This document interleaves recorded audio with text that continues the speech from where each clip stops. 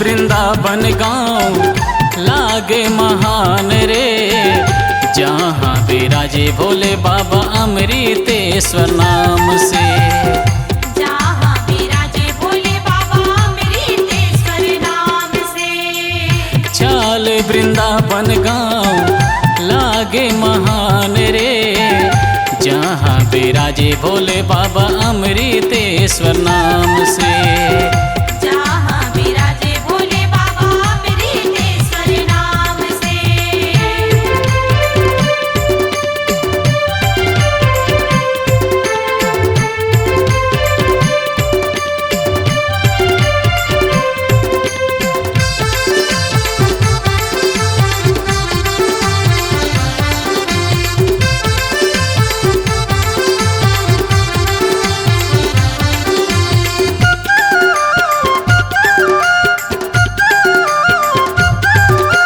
छत्तीसगढ़ राज के मंत्री रही चनेश राम राठिया, मंदिर सुघर बना के चल गए हमारे ले धुरिहा।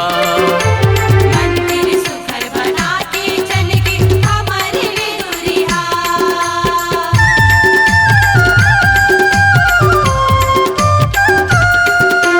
जेकर दुलारा बन के विधायक लाल जीत भैया, अपन पिता के बताए डगर माँ करत जन सेवा।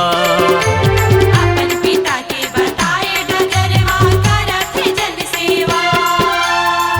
द्वार में खड़े काली माँ वीर हनुमान जी, जहाँ विराजे भोले बाबा अमृतेश्वर नाम ले। जहाँ विराजे भोले बाबा अमृतेश्वर नाम से।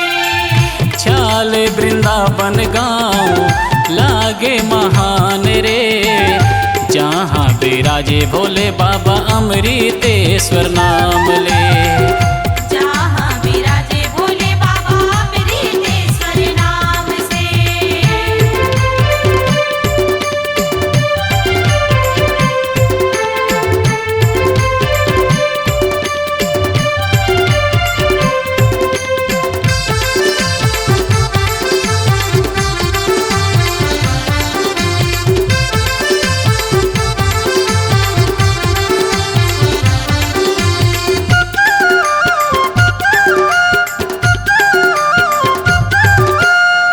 फुलवारी ले सजे हवे भोले बाबा के आंगन, कर ले वो महादेवा के दर्शन तर जाही जीवन। कर ले वो महादेवा के दर्शन तर जाही जीवन।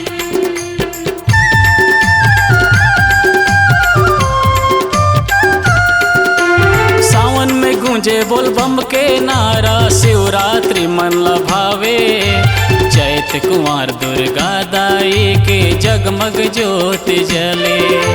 चैत कुंवर दुर्गा दाई के जगमग ज्योत जले।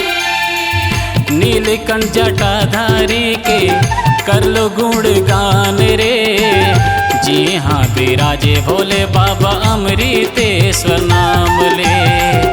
जहाँ विराजे भोले बाबा अमृतेश्वर नाम से। चाल वृंदावन गाँव लागे महान रे, जहाँ विराजे भोले बाबा अमृतेश्वर नाम से। जहाँ विराजे भोले बाबा अमृतेश्वर नाम से। चाल वृंदावन गाँव होगे महान रे, जहाँ विराजे भोले बाबा अमृतेश्वर नाम ले। जहाँ विराजे भोले बाबा अमृतेश्वर नाम से। जहाँ विराजे भोले बाबा अमृतेश्वर नाम से। जहाँ विराजे भोले बाबा अमृतेश्वर नाम से। जहाँ विराजे भोले बाबा अमृतेश्वर नाम से। जहाँ विराजे भोले बाबा अमृतेश्वर नाम से।